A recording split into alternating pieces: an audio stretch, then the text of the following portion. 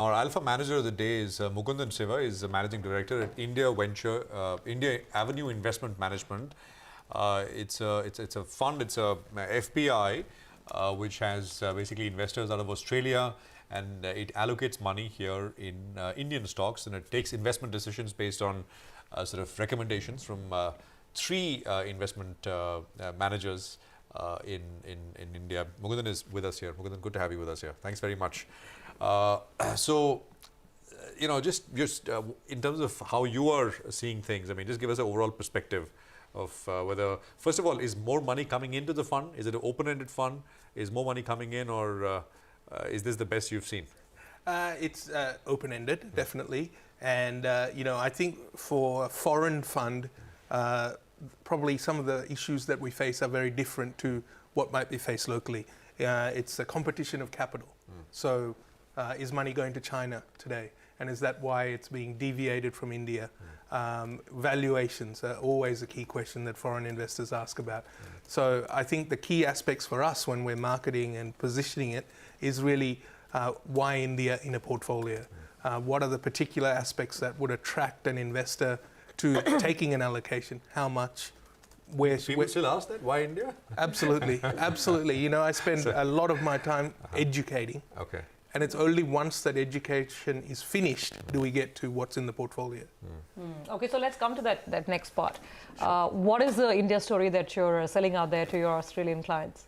So essentially that India is not going to be the next China in the sense, because they want to copy a blueprint that is not going to be replicated the same way.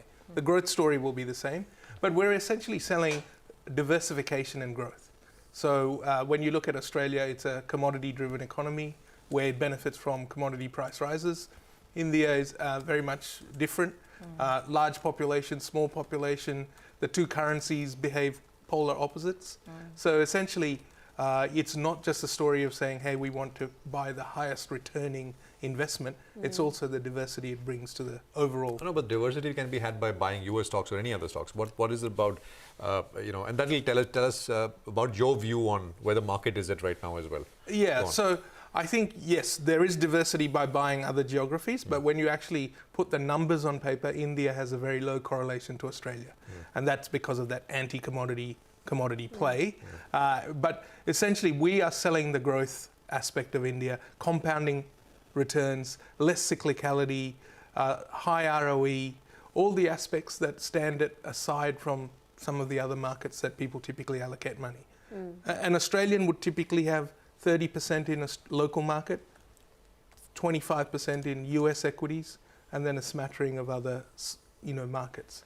Valuation is a key factor, right? When someone has to decide where to allocate money, and here you're competing with all the other emerging markets.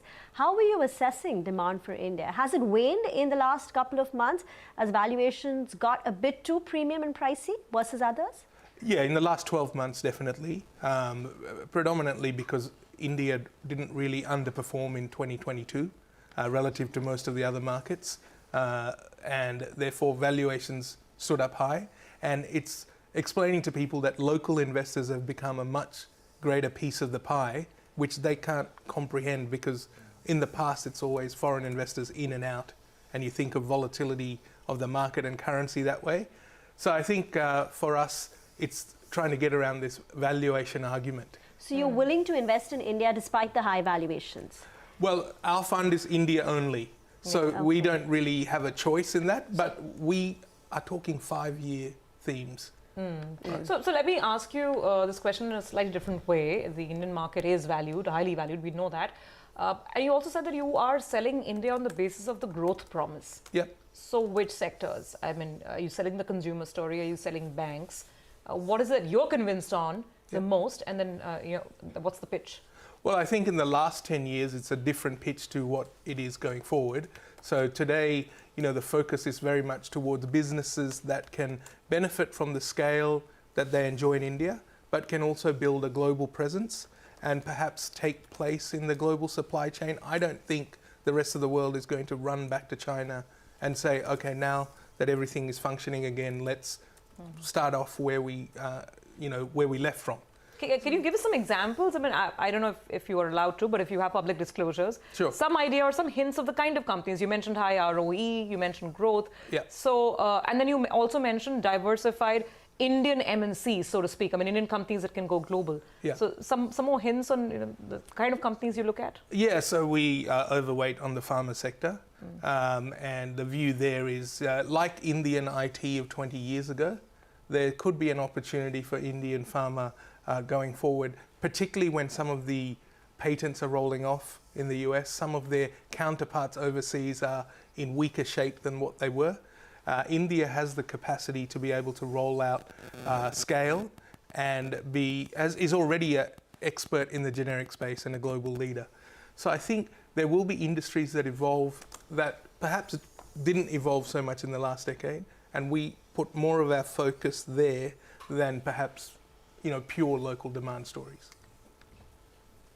All right, Mugunthan, it's a pleasure. Great to have you with us here, and good speaking with you as always. Good luck. Yeah, thank you very much. Thank you. All right, what we'll do is we'll take a quick commercial break.